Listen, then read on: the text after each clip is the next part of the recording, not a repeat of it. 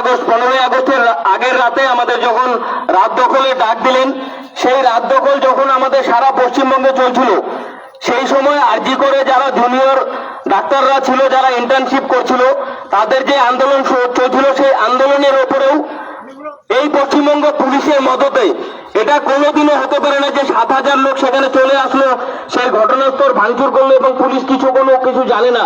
এটা তো হতে পারে না। এর জন্য আমরা বলছি পুরোপুরি পশ্চিমবঙ্গ পুলিশের মদতে সেই 14ই আগস্ট রাত্রে যেখানে সেই ঘটনা হয়েছিল, সেই ঘটনাস্থল ভাঙচুর করে সেখানকার সমস্ত তথ্য প্রমাণ তারা লোপাট করে দেয় এবং পুরোটা হয়েছিল তৃণমূলের কাউন্সিলরদের মদতে। এর আগেও আমরা দেখেছি যে যেই সেমিনার হলে এই ঘটনাটি ঘটেছিল, তার পাশের রুমের একটা বিল্ডিং এর ওয়াল ভেঙে দিয়েছিল।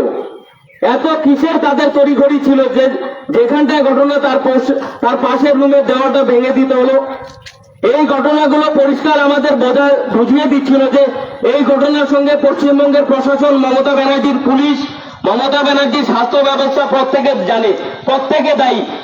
আমরা এর আগেও দেখেছি প্রত্যেকবার ভোট আসলেই যখন মমতা ব্যানার্জির পা ভাঙা, হাত ভাঙা, হুইল চেয়ার বিভিন্ন নাটক করত, এই সন্দীপ ঘোষই মমতা ব্যানার্জির বারবার প্লাস্টার করত।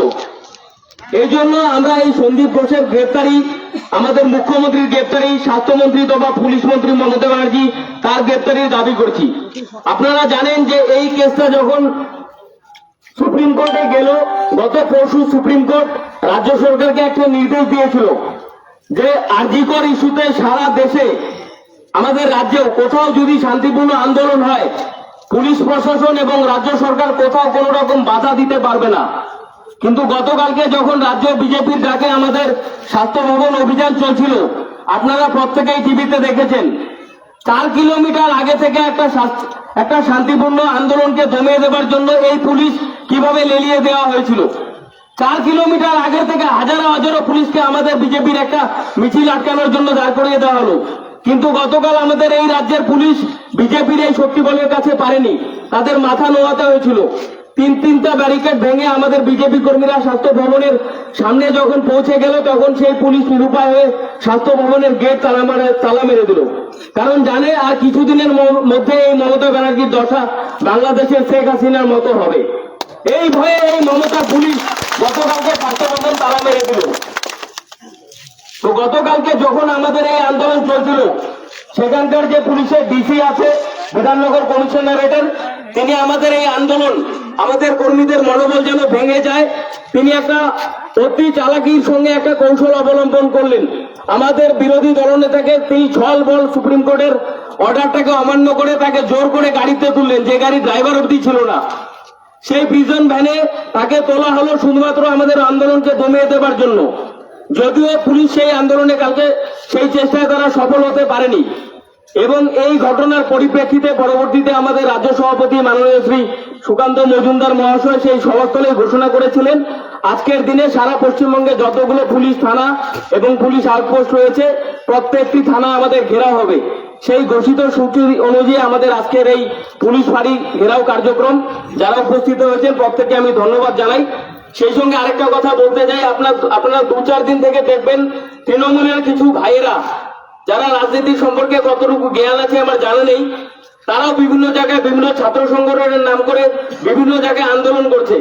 এরকম এই এক ভাইয়ের সঙ্গে কথা হচ্ছিল চায়ের দোকানে। সেই ভাই সদ্য মাত্র কলেজ ইউনিয়নের নেতা, মাত্র আন্দোলন করে সন্ধ্যাবেলা এসেছে। ভাইকে জিজ্ঞেস করলাম, ভাই কিসের আন্দোলন? বলছে justice for Nirbhaya, justice for Abhaya. তো ভাইকে জিজ্ঞেস করলাম, ভাই তোমার এই যে জাস্টিস ফর অভয়া, লোকে তো হাসছে, কিসের জাস্টিস চাও তোমরা? স্বাস্থ্যমন্ত্রী কাদের? স্বাস্থ্যমন্ত্রী তোমাদের। পুলিশ মন্ত্রী কাদের? তোমাদের। মুখ্যমন্ত্রী কাদের? তোমাদের। তোমরা কাদের কাছে জাস্টিস চাও? তো তৃণমূলের সেই ভাই, সেই বন্ধু, আর তৃণমূলের যারা স্করপিও চড়া নেতা, আমরা ঘরগড়িয়াতে 2 দিন আগে দেখেছি, আরো কয়েক জায়গায় এই ঘটনা ঘটেছে। আমাদের নন পলিটিক্যাল ভাবে কিছু মিছিল অর্গানাইজ হচ্ছে। এই যে আরজি করের যে ঘটনা, সেই ঘটনার বিরুদ্ধে নন পলিটিক্যাল ভাবে মায়েরা বোনেরা বিভিন্ন জায়গায় আন্দোলন সংগঠিত করছেন। এই ব্লকের কিছু নেতা, এরা এখন যেহেতু তৃণমূল সরাসরি এই দুষ্কর্মের সঙ্গে জড়িত, তারা এই কার্যক্রমগুলোতে ডাক পেছে না। এরা স্করপিওতে ঘুরে বেড়াচ্ছে নিজের গাড়ি ছেড়ে অন্য নেতার গাড়িতে ঘুরে বেড়াচ্ছে, পকেটে মোমবাতি নিয়ে ঘুরে বেড়াচ্ছে। সেই মিছিলগুলো যখন যাচ্ছে, সেই মিছিলের সামনে তারা মোমবাতি নিয়ে নামে, তাদের যারা সোশ্যাল মিডিয়ার অ্যাক্টিভিস্টরা থাকে তাদেরকে দিয়ে ছবি তুলে আবার সেখান থেকে পালাচ্ছে। তৃণমূলের ভাই বন্ধুদের আমি এই আজকে সোশ্যাল মিডিয়ার মাধ্যমে আবেদন করবো, আপনারা এই যে বেহার মতো আপনাদের যে কাণ্ডকর্মগুলো, এই কাণ্ডকর্মগুলো বাদ দিন। আমি আমার বক্তব্য দীর্ঘায়িত করছি না, আমাদের পরবর্তীতে আরো সুবক্তারা রয়েছেন। এই বলে আমার আজকে এই ফাঁড়িঘেরাও কর্মসূচিতে আমার সংক্ষিপ্ত বক্তব্য শেষ করছি। বন্দে মাতরম, ভারত মাতা কি জয়, বিজেপি জিন্দাবাদ। ধন্যবাদ আমাদের আলিপুরদুয়ারের যুব নেতা রূপন ভাই।